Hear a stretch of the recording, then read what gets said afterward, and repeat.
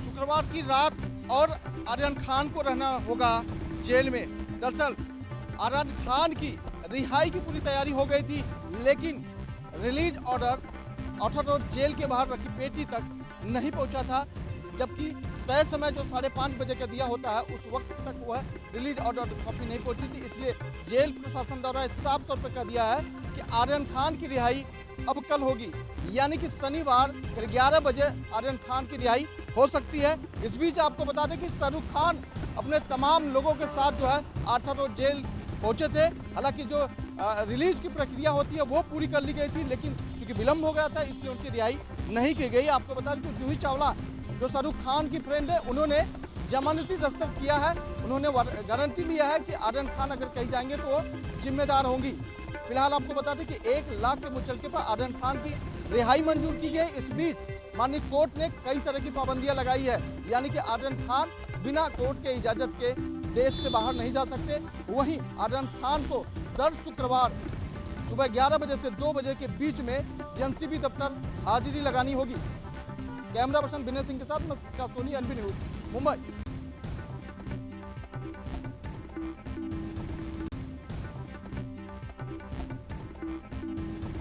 महासचिव प्रियंका गांधी के नेतृत्व में और उनके आह्वान पर प्रतिज्ञा यात्रा सभी जनपदों में निकाली जा रही है। ऐसे में अमेठी जनपद में भी निकाली गई है, जिसका नेतृत्व जो है अमेठी में एमएलसी दीपक सिंह कर रहे हैं। इस समय हमारे साथ दीपक सिंह जी हैं, हम इनसे बात करेंगे आखिर किस प्रकार से जो है इनकी यात्रा निकाली जा रही है। भैया ये कांग्रेस की प्रतिज्ञाएं हैं। कांग्रेस पार्टी ऐसी पार्टी है जो वादा करती है उसे निभाती है, पूरा करती है। कांग्रेस पार्टी ने फिर से इस बार घोषणा पत्र नहीं प्रतिज्ञा जारी की है। हम महिलाओं की स्कूटी देंगे, हम स्मार्टफोन देंगे पढ़ने के लिए, हम सारे किसानों का कर्जा माफ करेंगे, बिजली का बिल हाफ करेंगे, सबको रोजगार 20 लाख देंगे साल का। ये हमारी प्रतिज्ञाएं से कांग्रेस पार्टी पूरा करने के संकल्पबद्ध है। तो कहीं न कहीं इस बार कांग्रेस पार्टी अपने संकल्प पत्र के साथ उत्तर प्रदेश का चुनाव लड़ने जा रही है। इस बार देखना ये होगा कि आखिर अब की बार उत्तर प्रदेश में कांग्रेस कितने सीटों के साथ आगे बढ़ती है। कैमरामैन संजय यादव के साथ राजकुमार Jaiswal, NB news, Amethi.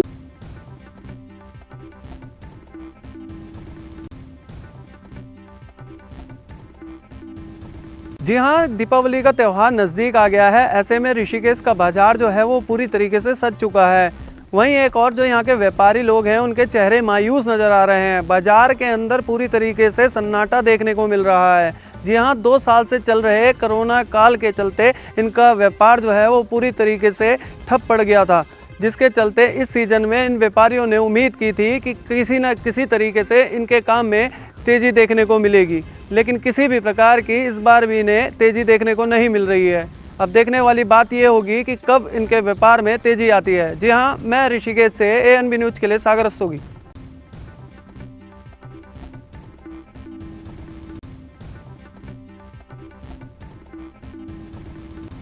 UP के कासगंज जिले में डेंगू और वायरल बुखार की चपेट में आकर अब तक लगभग 1 सैकड़ा से अधिक लोग अपनी जान गंवा चुके हैं। वहीं पर बीमारों की तादाद सैकड़ों में है। लोग इलाज के लिए जिला अस्पताल का रुख कर रहे हैं, लेकिन जनपद कासगंज का जिला अस्पताल खुद वेंटिलेटर पर चल रहा है। जिला अस्पताल की ओपीडी सुबह 9 बजे से पहले नहीं खुलती। महिला चिकित्सक ऋचा अस्पताल में कभी भी समय से नहीं आती हैं। वहीं पर पुरुष चिकित्सक अगर माने तो 9:30 बजे से पहले जिला अस्पताल में नहीं पहुंचते हैं, जबकि उनकी हाजिरी रजिस्टर में 8 बजे ही लग जाती है। चिकित्सक के टाइम पर ना पहुंचने से मरीज दर दर भटकने को मजबूर हैं। आप तस्वीरों में सब देख सकते हैं। 9 बजे तक जिला अस्पताल की ओपीडी बंद है। साथ ही जिला अस्पताल के चिकित्सक व अधीक्षक दोनों ही मौजूद नहीं है। अब ऐसे में जिला अस्पताल के लापरवाह चिकित्सक पर लगाम कौन लगाएगा, यह देखने वाला समय बताएगा। कासगंज से एएनबी न्यूज़ के लिए मैं अतुल यादव।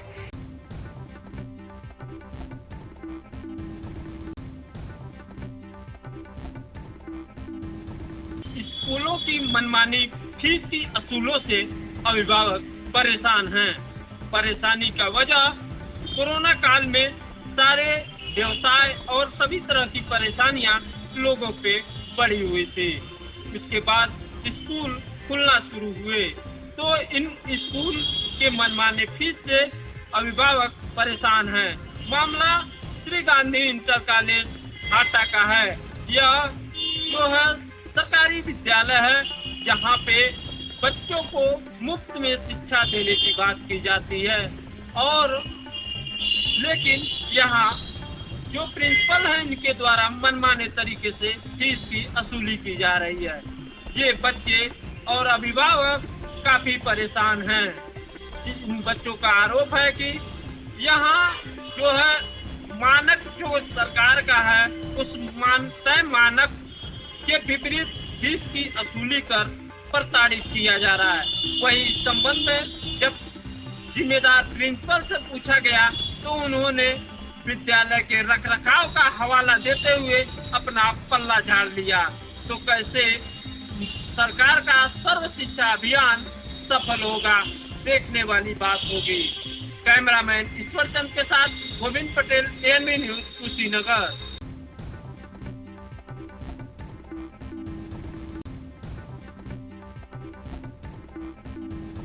थाना कोखरा क्षेत्र के हररायपुर गांव की 4 महिलाएं मट्टी खोदने गई थी, तभी मट्टी का ढीला गिरने से चारों महिलाएं दब गई। जगह पे एक महिला की मौत हो गई। ग्रामीण पहुंच के किसी तरह महिलाओं की जान बचाई। एक महिला की जगह पे मौत हो गई। 3 महिलाओं को जिला अस्पताल भेजा गया, जहां उनका इलाज किया जा रहा है।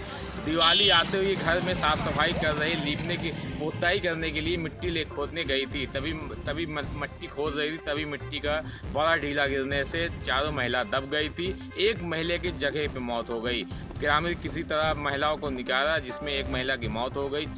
3 महिलाओं को जिला अस्पताल भेजा गया, जहां उनका इलाज किया जा रहा है। मौके पर पहुंचे एसडीएम चैल ने मुआवजा देने की बात कही है। Aiman Ahmad, ANB news, Kaushambi.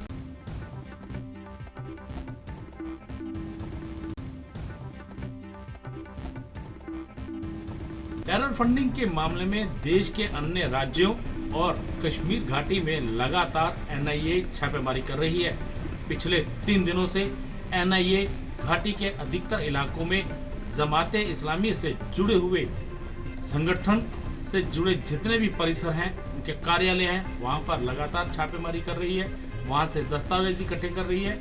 वहीं बुधवार को भी एनआईए ने कश्मीर घाटी के 7 जिलों में जमाते इस्लामी के 17 ठिकानों पर छापेमारी की थी और उस दौरान भी कई इलेक्ट्रॉनिक उपकरण और दस्तावेजों को जब्त किया था। Ravindra Kumar Shrivastava, ANB news, Jammu.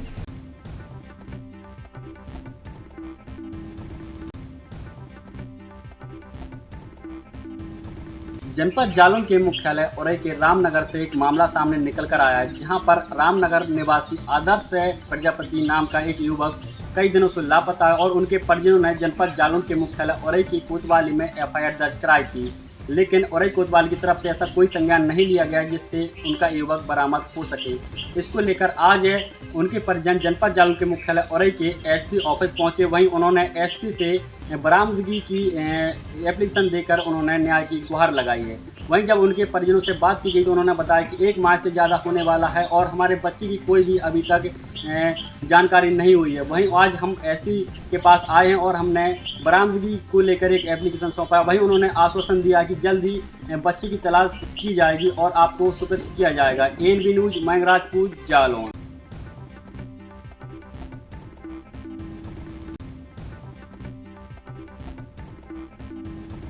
दिल्ली के गाजीपुर रास्ते को खोलने की कवायद शुरू हो चुकी है, मगर जिस तरीके से कल रात को कहा गया कि गाजीपुर रास्ता जो है, गाजीपुर बॉर्डर जो है वो खोला जाएगा और किसानों के द्वारा जो प्रदर्शन किया जा रहा था उसको कहीं ना कहीं कोशिश ये की जा रही थी कि किसानों का प्रदर्शन भी जारी रहे और कहीं ना कहीं जो रास्ता है जो उन्होंने रोका हुआ था आम व्यक्तियों का वो कहीं ना कहीं खोला जाए। मगर जिस तरीके से सुबह होते होते ये देखने को नज़ारा मिला कि रास्ता ज़रूर खोला गया, मगर सारा रास्ता यानी कि गाजीपुर का जो पूरा रास्ता है वो नहीं खोला गया है और उसके बाद में कहीं ना कहीं परेशानियों का सबब बिल्कुल देखने को मिला। मगर जिस तरीके से बात करें, लगातार कहीं ना कहीं किसानों की जो मांग है वो अपनी जगह पर जायज़ है, मगर सुप्रीम कोर्ट के ऑर्डर के बाद यानी कि आदेश के बाद भी अभी तक पूरा रास्ता नहीं खोला गया। मगर जिस तरीके से दिल्ली पुलिस ने बैरिकेडिंग की हुई है और कहीं ना कहीं किसानों को रोकने की कोशिश की जा रही है, उससे साफ जाहिर है कहीं ना कहीं दिल्ली पुलिस अपनी जगह पर काम करती हुई नजर आ रही है। मगर यहाँ पर बात करें जिस तरीके से रास्ता खोलने की, तो सुप्रीम कोर्ट की तरफ से भी कहा गया था कि किसान जो है वो अपनी प्रदर्शन की यानी कि अपनी आवाज़ जरूर उठा सकते हैं, मगर रास्ता नहीं रोक सकते, यानी सड़कें जाम नहीं कर सकते हैं। और कहीं ना कहीं किसानों की आवाज़ भी उठती नजर आ रही कि उनको दिल्ली के रामलीला मैदान में आने की अनुमति दी जाए, मगर दिल्ली के अंदर प्रवेश करने के लिए अभी सरकार की तरफ से कोई भी आश्वासन नहीं दिया गया किसानों को। मगर यहाँ पर बात करें जिस तरीके से रास्ता खोलने की, गाजीपुर रास्ता जरूर, गाजीपुर मंडी का जो रास्ता है यानी बॉर्डर का, वो खोलने की कोशिश जरूर की जा रही है, मगर अभी तक किसानों ने पूरी तरीके से रास्ता नहीं खोला। मगर देखना होगा क्या आने वाले दिनों के अंदर किसान जो हैं वो दिल्ली की सीमाओं से हटेंगे या फिर दिल्ली के रामलीला मैदान तक आएंगे, या फिर किसान जो हैं सरकार के सामने इसी तरीके से डटे रहेंगे। कैमरा पर्सन इरफान खान के साथ Rajiv Kumar Tiwari, NB news, Delhi.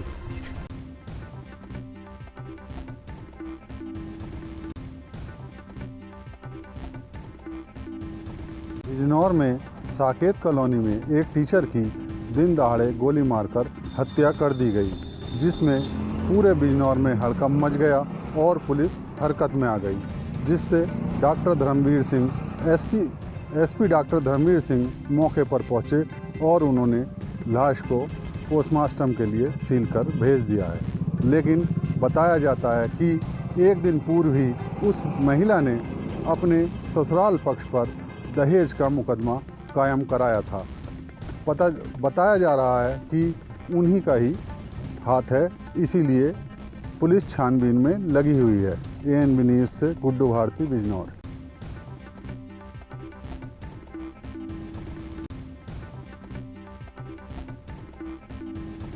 Bhind SP Manoj Kumar Singh के निर्देश पर लगातार जो नशा माफिया हैं उनके खिलाफ ताबड़तोड़ कार्रवाई की जा रही है। इसी की कड़ी में रौन थाना प्रभारी उदयवान सिंह यादव को एक बड़ी सफलता हाथ लगी है, जब मुखबिर के द्वारा सूचना मिलती है कि आरोपी जो कि गांजा लेकर बिक्री के लिए जा रहा है, तभी बिरखड़ी गाँव के पास चचाई रोड पर आरोपी को पुलिस ने धर दबोचा, जिसमें साइबर सेल की टीम की मदद ली गई। इसके अलावा उमरी एवं नया गांव थाना प्रभारियों के अलावा कई और अन्य थानों की पुलिस भी मौजूद रही।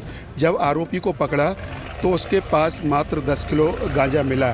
जब बारीकी से पूछताछ की गई और नार्को डॉगी के द्वारा जब तलाशी ली गई तो उसके कब्जे से 90 किलो गांजा और पकड़ा गया, जिसकी अनुमानित कीमत करीब 10 लाख रुपए बताई गई है। फिलहाल भिंड पुलिस अधीक्षक मनोज कुमार सिंह का कहना है कि आगे भी ऐसे जो नशा माफिया हैं उनके खिलाफ कार्रवाई जारी रहेगी। वहीं रौन थाना प्रभारी उदयवान सिंह यादव ने कहा कि लगातार जहां मुखबिरी के द्वारा सूचना मिलती है वहां इन नशा माफियाओं के खिलाफ कार्रवाई की जा रही है। ANB न्यूज़ के लिए कैमरा पर्सन के साथ प्रदीप राजावत, भिंड।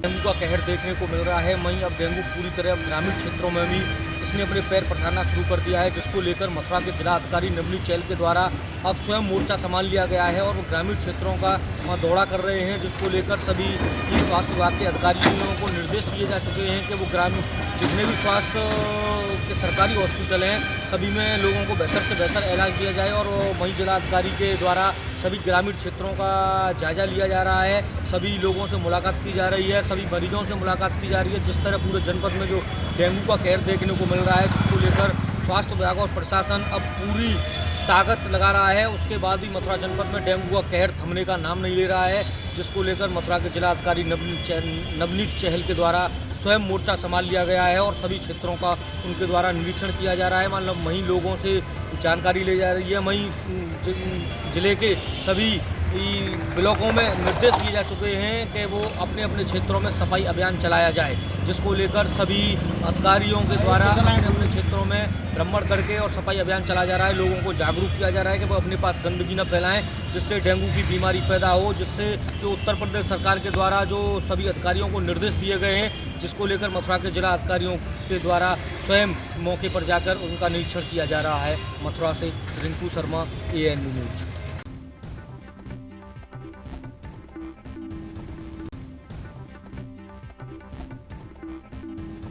रायबरेली जनपद के महाराजगंज कस्बे से इन्होना को जोड़ने वाली सड़क काफ़ी दिनों से जर्जर है, जिसको लेकर के क्षेत्रीय लोग लगातार प्रशासन से व जनप्रतिनिधियों से इसकी शिकायत करते रहे, लेकिन रोड नहीं बन सकी। इसको देखते हुए क्षेत्र के रहने वाले बाबा राम केवल अनशनकारी ने लगातार 8 दिनों तक धरना प्रदर्शन किया, लेकिन शासन की तरफ से कोई मजबूत जवाब न मिलने से बाबा राम केवल पिछले 2 दिनों से अनशन कर रहे हैं। बाबा के अनशन को देखते हुए प्रशासन के हाथ पैर फूल हो गए। आज रायबरेली के एडीएम प्रशासन अमित कुमार बाबा को मनाने पहुंचे, लेकिन बाबा अपनी बात पर अड़े रहे। उनकी मांग है कि जब तक रायबरेली जनपद के महाराजगंज कस्बे से इन्होना को जोड़ने वाली सड़क बनाने के लिए प्रशासन कोई लिखित में उन्हें जवाब नहीं देगा, तब तक वो अनशन पर बैठे रहेंगे। कैमरा पर्सन पवन के साथ अमर प्रताप सिंह, ANB न्यूज, रायबरेली।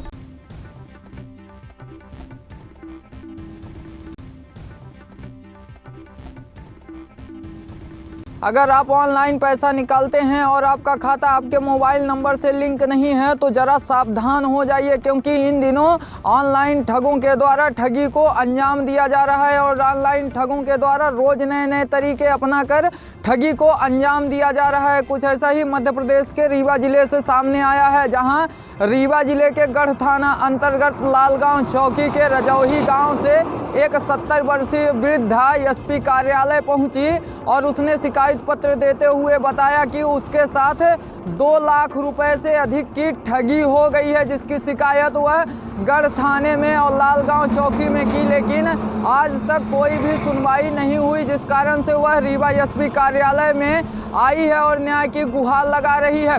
वृद्धा के द्वारा बताया गया कि वह बीमार थी, तभी उसका नाती आया और बोला कि चलो आधार कार्ड सुधरवा लेते हैं। और जब ऑनलाइन सेंटर में वृद्धा आधार कार्ड सुधरवाने के लिए पहुंची तो वहां पर ऑनलाइन दुकानदार के द्वारा बोला गया कि आप अंगूठा लगाइए जिससे कि आपका आधार कार्ड सुधर सके।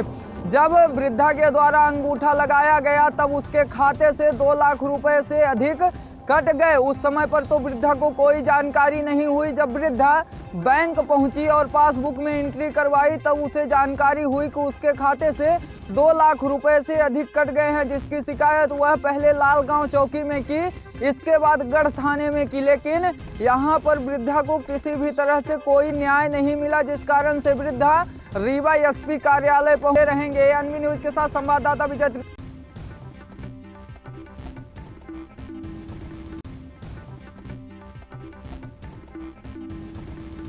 आज हम खड़े हैं सितारगंज के बाईपास कॉलोनी में। यहाँ पे एक डेंटर हैं जो उनका कार्य है, यहाँ गाड़ियाँ संभालते हैं, डेंटिंग निकालते हैं। उनको एक सांप पकड़ने का शौक़ है और लोगों की मदद करने का शौक़ है। उनसे अभी हमने बात की तो उन्होंने बताया इसमें मारना नहीं चाहिए सांप को। जो सांप हैं उनसे कई प्रकार की दवाइयाँ बनती हैं, बाहर पालन भी होता है। और उनका कहना है कि अगर कहीं भी कोई भी सांप दिखे तो मुझे बताएं, जानकारी दें। मैं 24 घंटे उपलब्ध रहता हूं और लोगों की मदद करने के लिए तैयार रहता हूं। सितारगंज नंबर 12 में रहते हैं वो, और उनका कहना है कि अगर ये सांप को मार देते हैं तो उस पर कुछ जुर्माना भी है। अगर जंगलात को पता लगता है जुर्माना भी है, और सांप किसी को काट लेता है तो वो जो जंगलात है, सरकार है, उस पर मुआवजा भी देती है।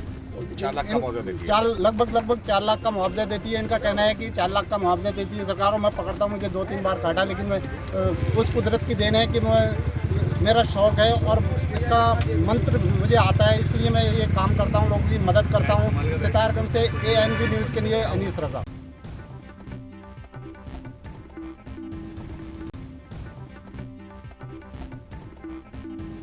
कांग्रेस पार्टी की महासचिव प्रियंका गांधी की प्रतिज्ञा यात्रा को लेकर जनपद सिद्धार्थनगर में यूथ कांग्रेस पार्टी के प्रदेश अध्यक्ष कनिष्ठ पांडे का हुआ आगमन।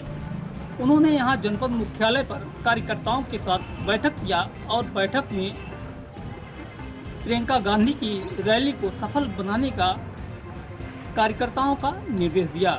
उन्होंने कार्यकर्ताओं से कहा कि सभी कार्यकर्ता अधिक से अधिक संख्या में गोरखपुर की रैली को सफल बनाने के लिए अपने स्तर से पूरी तरह से तैयारी कर लें। ANB news, Dharmveer Gupta, Siddharthnagar.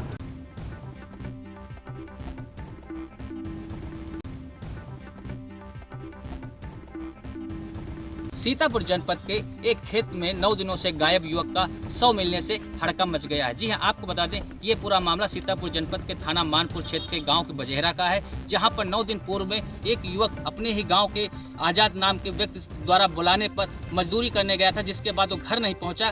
घर परिजनों ने हालांकि पुलिस को भी सूचना दी, मगर 9 दिनों से तलाश जारी थी। आज गांव के बाहर एक गन्ने के खेत में जब शव मिला तो परिजनों में हाहाकार मच गया। वहीं सूचना पर मौके पर पहुंची मानपुर पुलिस ने शव को कब्जे में लेते हुए PM के लिए भेज दिया। वहीं पुलिस का कहना है कि पीएम आने के बाद ही हम स्पष्ट कर पाएंगे कि हत्या है या मर्डर है, क्या है, ये अभी स्पष्ट तौर पे नहीं बताया जा सकता है। कैमरा पर्सन श्याम गुप्ता के साथ अनूप पांडे, एनबी न्यूज़ सीतापुर।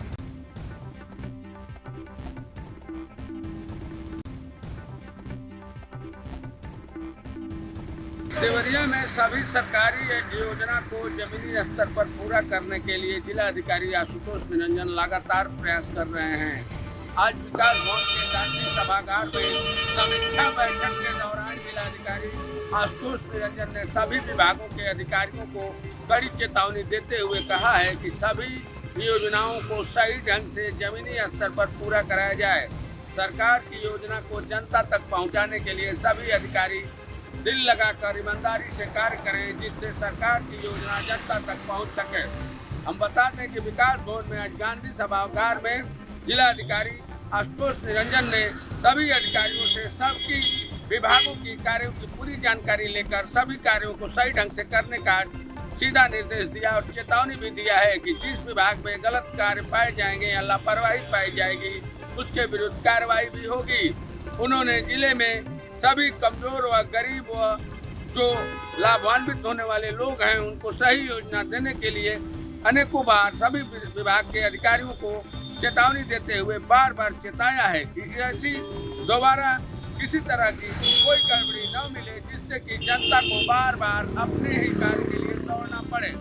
इसके लिए जिलाधिकारी ने अमूल चूक यहाँ पे योजना चलाई, जो ग्राम सभा समाधान योजना, जैसे कि जनता को दरवाजे तक उनको न्याय मिल सके। इस तरह देखा जा रहा है जिले में जिलाधिकारी जो आशुतोष निरंजन है, वो लगातार जनता के कार्यों को लेकर काफी संवेदना से कार्य कर रहे हैं और इसका लाभ जिले को मिलते दिख रहा है। सभी योजनाओं में काफी तेजी देखी जा रही है। यहाँ पे जो कार्य गलत पाए जा रहे हैं, खुद वहाँ पर जिले के अधिकारी कार्रवाई करने के लिए तैयार दिख रहे हैं। अगर ऐसा ही कार्य चलता रहा तो जो सरकार का कार्यकाल बचा है सभी योजनाएं पूरी हो सके, इसके लिए सभी अधिकारी प्रयासरत हैं और जिलाधिकारी उसकी रोज मॉनिटरिंग कर रहे हैं। देवरिया से विशाल मिश्रा, एनबी न्यूज।